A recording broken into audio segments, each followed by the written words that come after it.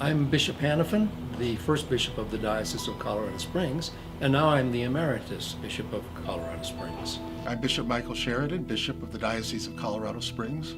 I'm Mary Stegner, the Executive Director at Partners in Housing. 25 years ago, Partners in Housing was started by Catholic Charities and the Diocese of Colorado Springs as a mission to provide service to homeless families where there was no other service. In 1989, Gail Dusing was the Director of Catholic Charities for our diocese.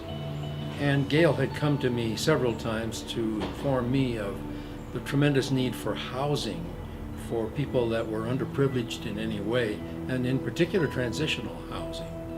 The Apartment Owners Association had found that this was a time of recession, and so they had a lot of vacant apartments.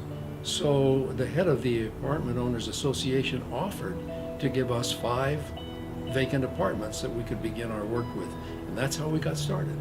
That transitional housing that they provide, in particular for single mothers and their children, I know that that's a godsend for them. Well, transitional housing can mean a lot of things. You first of all think that in some way people can advance in their life from that terribly needy time when they are living out of their car or their van or under the bridge, and somebody cares enough to give them a way up and out of that. And housing is such an essential part of that, especially for families. Many of the families, when they come into our program, they've lost hope. I mean, it's a tough world sometimes for all of us, but especially for people who may not know where their next meal is coming from, people who don't know if they're ever going to have a roof over their head again. And through Catholic Charities, through Partners in Housing, through all that we try to do, we say there is hope. Now, Jesus is our hope, right? We look to him. He's our hope.